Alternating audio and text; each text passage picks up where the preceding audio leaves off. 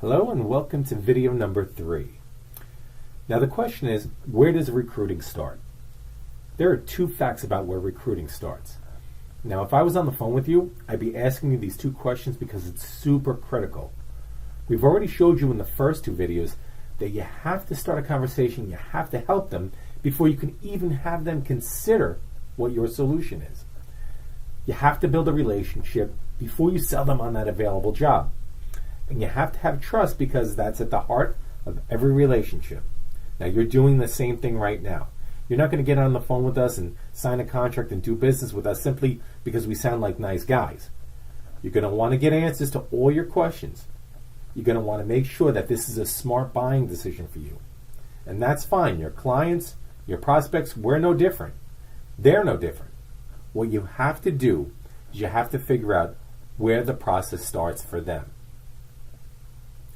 There are 2 questions. The first one is this: what percentage of your sales, in your case hires, start online in some form of research? Now think about that. I've asked that question to every company. Every company we do business with and plenty that we don't. Probably hundreds through these videos. Now, if your answer isn't 90% plus, then we really can't be of service to you. But we know this isn't likely unless you're selling something that isn't a very complex sale. But even something as simple as researching a doctor or making any sort of economic decision that's worth a few hundred or a few $1,000s, there's some sort of form of research going on. The reason we do that is because the research means that they're going to websites. There's URL search and navigation. There's keyword search. There's content consumption, specifically around their problem. Then there's even solution research. There's industry expert reviews, driver reviews. There's company analysis. There's all sorts of things that they can do. Those are all the behaviors. Those are behaviors that lead to job decision, that lead to the purchase of the job that you have available. I promised you in the last video I was going to tell you the 2 things that you have to have at the precise moment when the prospect is ready to say yes, ready to purchase that job you have available. Now you as the company, as the recruiter, must be there at that moment with 2 things. The first one I've already discussed at length. You need to be in a relationship, and number 2, you need to be top of mind.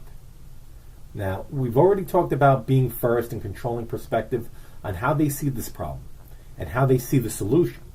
Now, if you're first and you're building a relationship and communicating in conversation with them, you're going to define the value.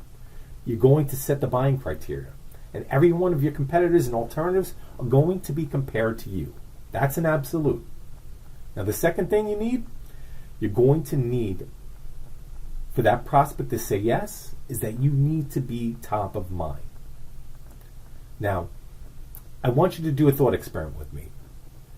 In the past 24 hours, you've seen 100 ads. Name one. Now again, I've probably asked that question to hundreds of maybe 1,000 people. Business owners, high-level executives, from Fortune 500 companies down to the one-man shop. The reason I ask that question is, when we stay on top of mind, it's not just about building a relationship, because people forget. And I hope that this thought experiment, it's demonstrated how quickly you can forget because you're no different than your prospects. Memory plays a tremendous role in conversion. Think about it simply as this: people cannot act on what they forget. Prospects act on what they remember. If they don't remember, they can't act. Now, your hiring cycle is over a couple of days, a couple of weeks, even a couple of months. Now, from day to day, week to week, and God forbid, month to month, they're going to have to remember. Now, you've seen an ad in the last 24 hours, and can you tell me what it is? And if you've seen 100 of them, can you tell me one? Tell me what it said. Tell me the message. Tell me what the call to action was. It's very difficult. So I want you to be honest, because you're sitting here listening to that question saying, yeah, Tim, I get it. I can answer it. I can answer the question. I get it that memory is important. Now, there are tricks that you can utilize, and if you own and control the data, you meet them where they are during their research stage, you build the relationship, and you can consistently put a message in front of them. We show people that 50% of our ads don't even need a call to action. Now, in the last video, I offered to get on the phone with you and help you identify and express properly your value proposition. A value proposition that answers the question, if I'm your ideal prospect, why should I come drive for you rather than a competitor? So think about this. Let's pretend I'm a prospect and you're the business. If you were to look at your value proposition, you would see it differently than I would. My perception, the outside perception, would be that the value doesn't outweigh the cost. Now, picture a scale and value outweighing a cost. Now, I wouldn't see that. I see it the opposite way. I see the cost outweighing the value. But you as the creator, the recruiter, the person who puts their blood, sweat, and tears into this, you on the other hand say, Tim, this is a fantastic job for you. The value completely outweighs the cost. One of the things we recommend is that all you have to do as you're starting those conversations is a small percentage of your ads, and again, you're not advertising to the haystack, you're only advertising to the needles. So you're not throwing money away. It's to run some very inexpensive ads across multiple channels, not just one channel, multiple channels, banner ads, Facebook ads, Google ads, YouTube ads. Now, in this series, we'll show you 13 different ad channels, online, offline, and being very strategic, very strategic. The best use of this to be top of mind, believe it or not, is very inexpensive banner ads. Now, you see, when you know who you're targeting and you're only targeting the people that are actively pursuing the outcome that you sell, only pursuing the purchase of the product, the service, or in your case, the job that you offer, then all you have to do is two things in your ads. You run those banner ads on a consistent basis. Now, when I said only, I mean when I say the non-call to action.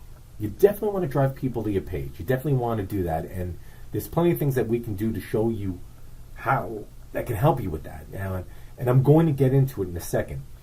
What we call in-funnel, someone who's on your page. Now, what I'm talking about is that 50% of the ads where all you do in the advertisement is talk about your value proposition in one of two ways. You either state it or you support it. You provide proof. You don't have to beat the drum, click here, and build out content. It could take them to your homepage. All you're using those ads to do is stay top of mind. Now, remember what I said. Prospects act on what they remember.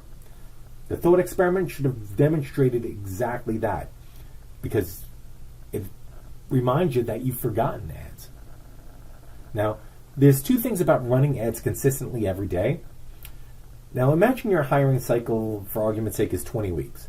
Now, somebody who's 2 weeks in is different than someone that's 20 weeks in, or 10 weeks in, or 19 weeks in. Now, how do you put the perfect prospect timing in your favor? How can you have perfect timing with each and every person who's in that hiring cycle? How can you do this? Well, it's simple. If you're only advertising to the needles and not the haystack, then you can run ads consistently every day, multiple channels, and you can change the messaging. Now, what should the messaging be? Now, what I've already taught you. State the value proposition or support the value proposition. The answer to the question why. Why should I drive for you? State the reason why, and then provide proof. Because the first thing is they have to understand, and the second thing is they have to believe. The proof is what helps them to believe. The proof is when you're educating them about their problem and the building of the relationship. You as a prospect are no different than your prospects. They want to know they're making a smart buying decision. Now, prospects, they'll take a job if they believe that what they're going to get is something where the value outweighs the cost to them. Knowing that your prospect starts online. Now, if you're looking at this screen and the answer to the question on the screen isn't between 90 and 100%, then we can't help you. But if the place where hiring starts, with them researching, getting comfortable about their problem so that they know and they know where to seek the solution, and you're that company educating them, building that trust, and developing a relationship, then you're going to have the relationship when they're ready to say yes. If you're running ads every day because it's effective and you're running them constantly, multiple channels, and those ads state a value proposition and back up the value proposition, then you've taken care of the first thing. The second thing you need to do is answer this question. What percentage of your hires visited your website before taking that job? Now think about it. As great as an in-market lead is someone who's actively pursuing the job that you're trying to sell them, the person who's actively pursuing that purchase from you. Now, remember what I said. They research their problem first. When they come to your website, now they're researching solutions. They're considering buying the outcome they're seeking, the solution to the problem, or the delivery of the result that they do not have. And now they're considering you. There's no greater value to you from a lead perspective. There's nothing more valuable than someone that we call in funnel. They're on your website. They're on your landing pages. They're in your funnel. They're shopping you. It's the person who's in your digital store.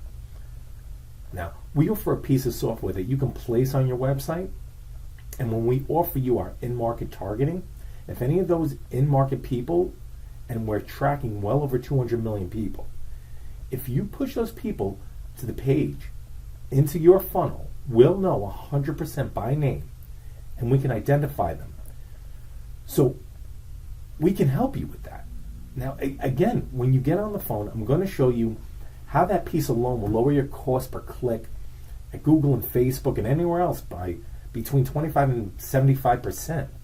Lowering your cost per click means you're going to acquire clients for leads far less, and you're going to lower your cost per acquisition.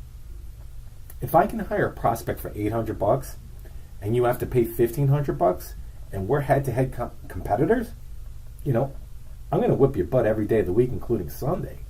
There's nothing you can do because I can take that difference between the $1,500 and the $800 and I can add more value. I could give that prospect more value, and there's no way you can compete. A factor of me knowing first when someone's in market, the ability to own and control and to have a conversation when I want, help build their trust while you're selling your solution before you even know who they are, I'm going to win. I offer more and still profit more than you because profit is the key to victory. Now, if you know who's at your website, you can now build an offer. There's always friction. You can't remove this. Now, how do you overcome frictions? Incentives. Incentives can cost money. Maybe you'll add a little bit more of a sign-on bonus. Maybe you'll offer something a little bit more, which increases your cost. But if you're already operating at a lower cost per click, lower acquisition cost, that incentive doesn't necessarily have to be super costly, but enough that you can't offer it to everyone. You only offer it to those people that are already engaged with you. Only the people who are knocking at your door, actively spending time seeking that solution from you. That's why it's important that you know first where all hires start. Because if you know where they research, you can start a conversation first. You can stay in front of them, on top of mind. You can build a relationship, be top of mind, because you have to have those two things when they're ready to say yes. If you don't have those two things, you're not getting the yes. The second thing is, now think about what I originally said in the first video. The greatest probability of profit was an in-market lead with one exception, an in-funnel lead. Somebody who is not only actively pursuing an outcome that you sell, but they're actively pursuing that outcome from you. They're actively engaged. It's like somebody walking up the aisles of your digital store. They're engaged on your website, your landing pages. Now, if you can do that, actively see who's at your website, you have a tremendous opportunity. Now, you might be saying, well, you know what, Tim? I can put a pixel on my website and I can retarget them. Okay, great. Tell me their name. Cookies only last 4 weeks. Now, if you can take that information, you can convert that into a permanent record, then number one, you own and control it, which means you can take it to any platform, any device, online or offline, and you're not on the clock. You're not at the mercy of a powerful supplier telling you what you can say, when you can say it, how often. You can go to any platform and start a conversation. You can make any offer as often as you want because that record is permanent. Think about it. If you had the names of everyone who's visited your website in the last 12 months, would you be making the same money you are right now? Would you have converted a lot more? I bet you dollars to donuts you'd be converting a heck of a lot more. Now here's the third part, and it's going to be what we cover in the next video. What you're missing is the power of today's technology, machine learning. When you know who's on your website, and when you know who you hired because you have the attribution capabilities, meaning that you know them by name, people-based, the ability to recognize them. It's not only being able to recognize them on any of their devices so you can advertise, or any marketing platform so that you can advertise in them online or offline. It's also being able to recognize them, that those were somebody that you marketed to before they took the job. Now guess what? There's even a greater thing. Now, we talked about behavior that leads up to a hire. When you can target the behavior of someone who's about to take a job, you can start the conversation first. But when you tie that to artificial intelligence, the machine learning, you can drive the targeting and refine that targeting.